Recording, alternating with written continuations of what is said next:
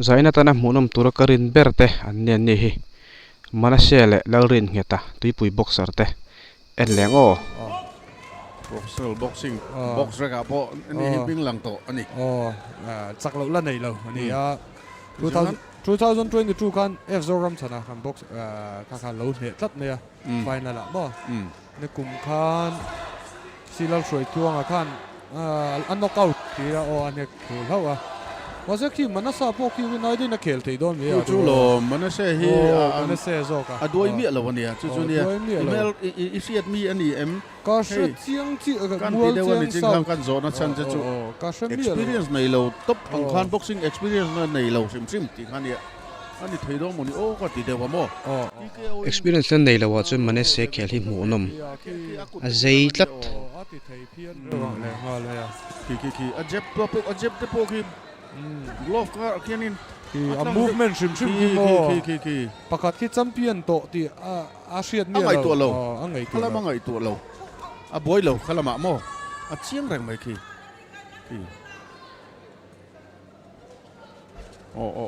a chala khana tok so ma se force telem o ka lo wa her sok mai tok so Lalrinngheta hi ole national la po Mizoram mai over tam lo khel to ten ni a hi man sa khi Manase a so chu le chu na ma khop mai a khel thei phian rin ai mo ki Lalrinngheta ai khian Lalrinngheta ka chu alang re le ne asang a het po ki tha finga len chi sari la ni a etian ani je dan pe chuan Lalrinngheta ai khian asang zo Lalrinngheta finga len chi su ka ni a nei je na Lalrinngheta chu Lalrinngheta chu a ku ta rang khop maya ani Manase po ki rang ni o ane mi lo ni ki nep lo ui takani o an khel ki a pro dun viau tlat ki amu nom hetian an ngai thang mai ka chuan Manase chu Lalrinngheta champion to te LPS champion to te tum don na te kan lo ti ama hu purom don ve kan ti ril ruk mana ma se lo ni mi lo ni ki a khel thei lu tu rin noi ding anin be ve bian khop mai munam takan ni Manase hi zei tlat mai ri nai mo zei takani Tuipui ki achala maya Tuipui boxer ri chen om ngai lo wa LPS Pro Fight champion po nga to ni o Tuipui ya Manase hi le han movement rim ki a zei tlat Manase hi mo kumenzang kum som pari chele ni pari chau mo le chu lo ki ma kasin boxing mania zira ti mi kha ma nin zir to pati khoya mo training nei se that do a thian pa nen thakhat vel ma ni in lama a in bo sai ve ni ti ni to ama khop mai tero ku asket men de ku kan na boxing ka shia zong chu ni mi lo tlat kha kha ni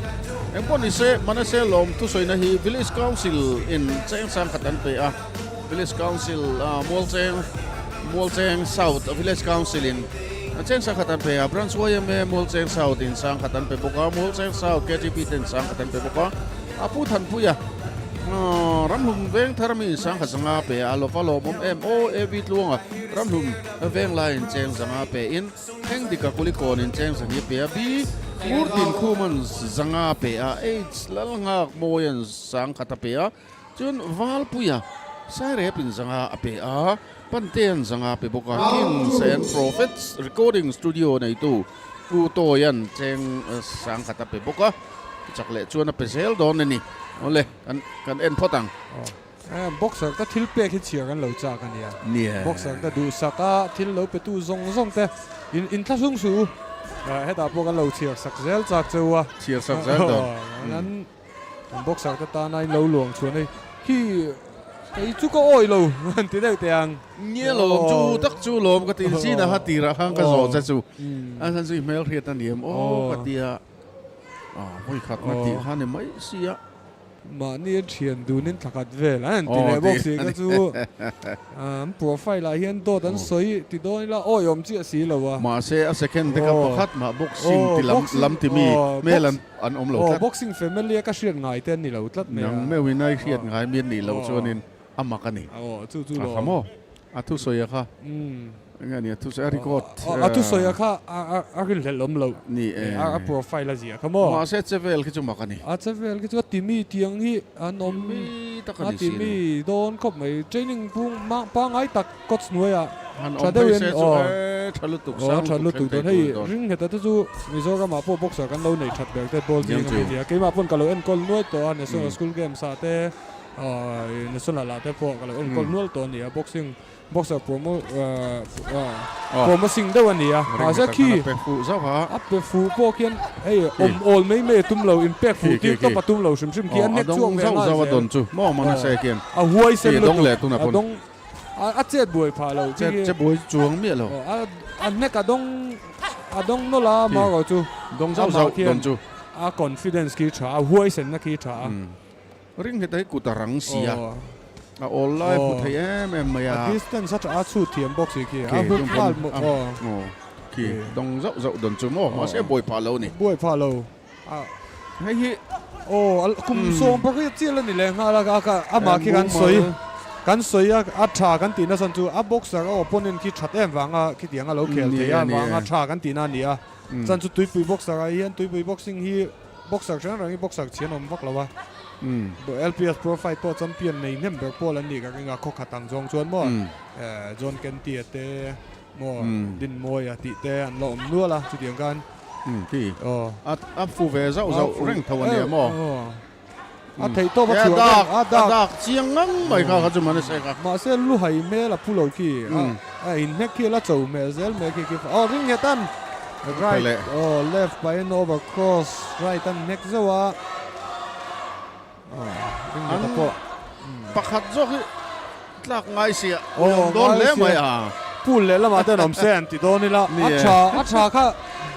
kan zong tu re kha ni sia chak zo kan nom ngai ye au yom thina ai tắc cái boxer tới hiện in lâu sát thiếm lâu ông thì còn lão chỉ na là tua phải cho anh phan ui ông đón em anh phan hiện mò địch chia do cái lạc ngay xí hay chú rau nga về kẻ xem muốn làm đón này second round nó ngay ta second round nó ngay á nó lên bốn thì sẽ là Manase các bạn soi dầu là vẫn sinh khan đi api apu tài á đi mò apu tài cái nào anh chua nó cả làm lệ vô làm mặt quay chỉ na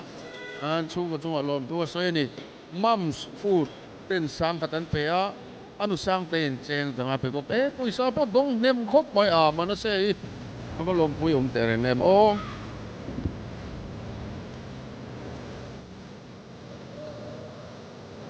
cầm boxer te tu sắc ta nó mình ta sung lâu la lâu pe pop tu cái này ngăn lâu buông ra cái này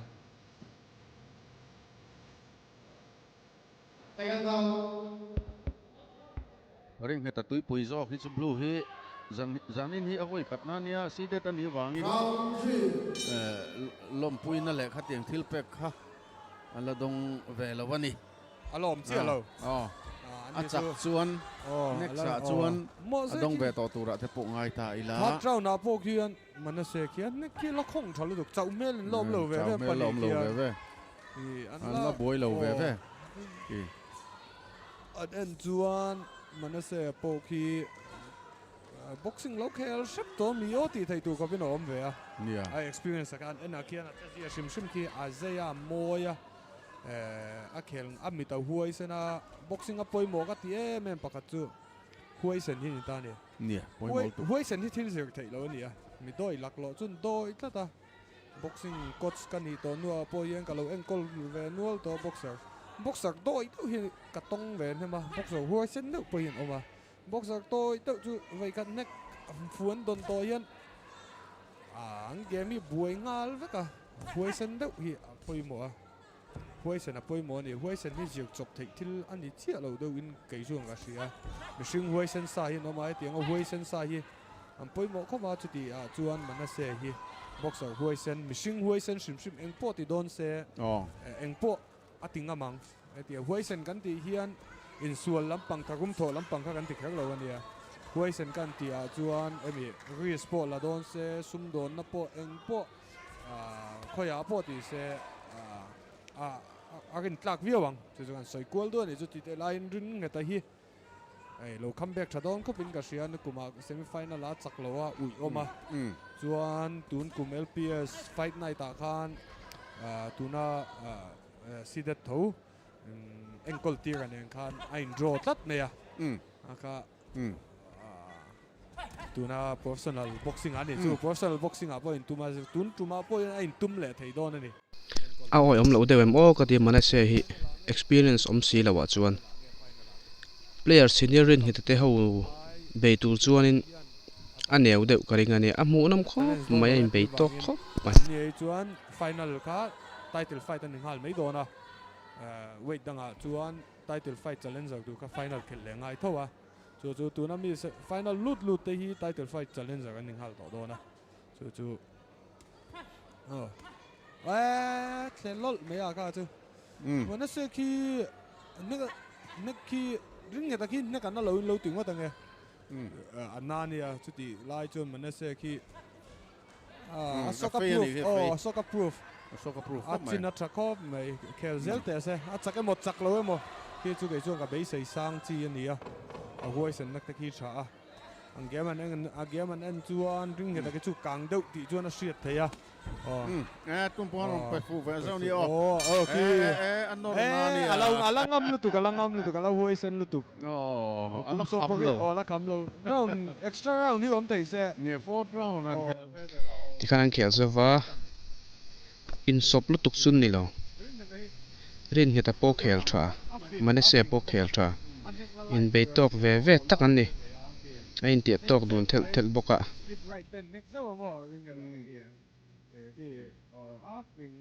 Lalrinngheta boxer chiến này đâu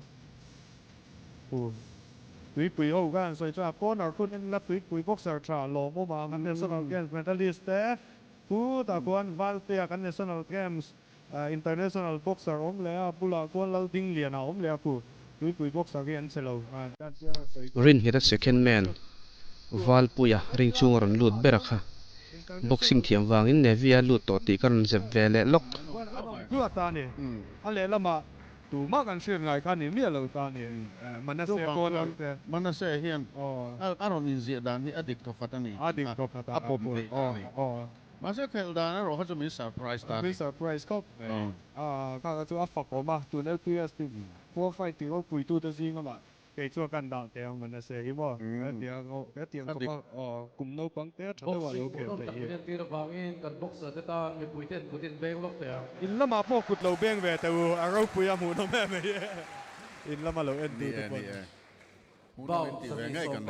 som pathum na round of 32 in nek munom tak kan en zota ka judge the point pek dan chu te ngi ni judge number 1 27-30